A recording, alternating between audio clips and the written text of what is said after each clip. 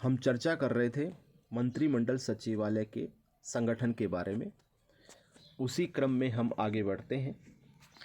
देखिए, मंत्रिमंडल सचिवालय का जो तृतीय खंड है उसे नाम दिया गया है अनुसंधान एवं विश्लेषण खंड, यानी रिसर्च एंड एनालिसिस विंग, और संक्षेप में, शॉर्ट में और लोकप्रियता के रूप में इसे कहा जाता है RAW, RAW, RAW। ये जो खंड है ये रक्षा और पुलिस अधिकारियों से युक्त संगठन है, युक्त खंड है, और इसका प्रमुख एक सचिव होता है। इस सचिव के अधीन विशेष सचिव, संयुक्त सचिव, निदेशक, महानिरीक्षक एवं अन्य अधिकारी गण कार्यरत होते हैं। ये खंड यानी रॉ खंड आंतरिक तथा बाह्य सुरक्षा एवं गुप्तचर एजेंसी का कार्य निर्वाहित करता है, जिसे रक्षा एवं गृह मंत्रालयों से समन्वय एवं सहायता प्राप्त होती है। रॉ की स्थापना वस्तुतः सन 1968 में की गई थी और श्री रामेश्वर नाथ काव इसके प्रथम प्रमुख बने थे। यानी रॉ के प्रथम जो चीफ बने उनका नाम है रामेश्वर नाथ काव।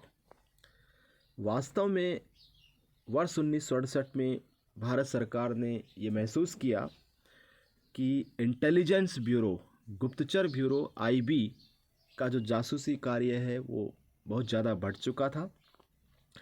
अतः विदेशों में गुप्तचरी का कार्य करने के लिए पृथक से रॉ की स्थापना की जाए।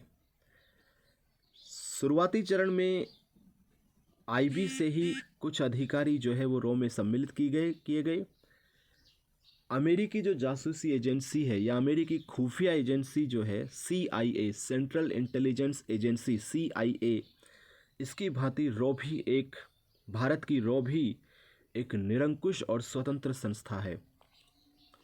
यानी लगभग 4000 करोड़ रुपए के वार्षिक बजट से रॉ का संचालन होता है और रॉ के खर्चों की कभी जांच नहीं होती, लेखा परीक्षण या अंकेक्षण ऑडिट नहीं होती है। एक सचिव, 3 विशिष्ट सचिव तथा अन्य सैकड़ों कार्मिकों से युक्त इस शक्तिशाली संस्था के अस्तित्व को सरकार ने कभी ऑफिशियल तौर पर कभी स्वीकार ही नहीं किया।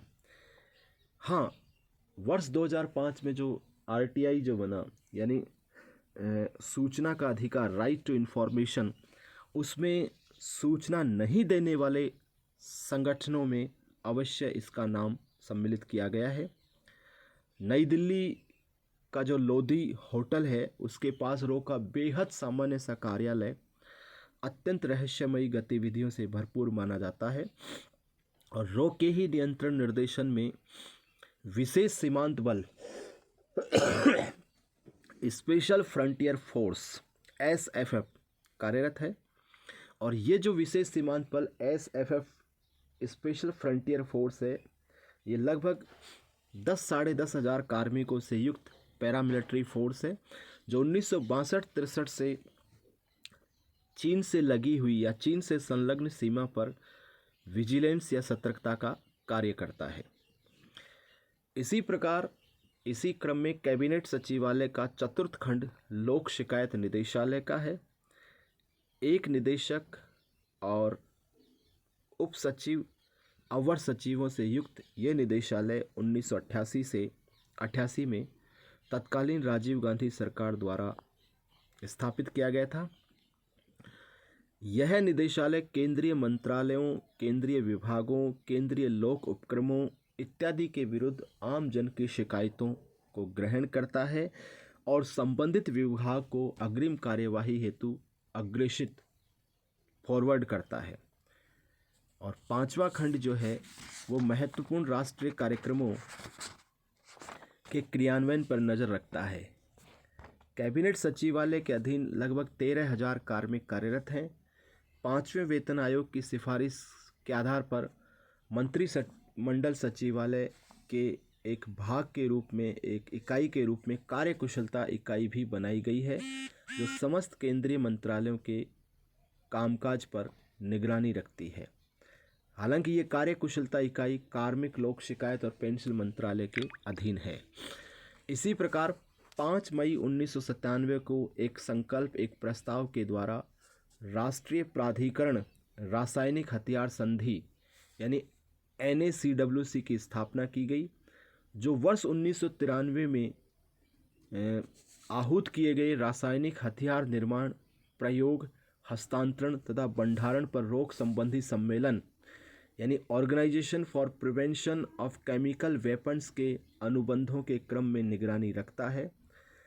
इस राष्ट्रीय प्राधिकरण रासायनिक हथियार संधि के अध्यक्ष जो है वो कैबिनेट सेक्रेटरी होते हैं, और विदेश सचिव, रक्षा अनुसंधान एवं विकास सचिव यानी defence research and development organisation DRDO के सचिव तथा रसायन एवं पेट्रो रसायन के सचिव इसके सदस्य होते हैं। जानकारी के लिए आपको बता दें कि अल्बानिया और दक्षिण कोरिया के बाद भारत ऐसा तीसरा देश बना है जिसने अपनी समय सीमा, निर्धारित समय सीमा से 1 माह पूर्व अपनी वचनबद्धता निभाई है। यानी कहने का अभिप्राय ये हुआ कि भारत ने मार्च 2009 में अपने सभी रासायनिक एवं जैविक हथियारों को नष्ट कर दिया है, और जनवरी 2003 से केंद्रीय अन्वेषण bureau, central bureau of investigation CBI को भी इस सचिवालय से अटैच कर दिया गया है।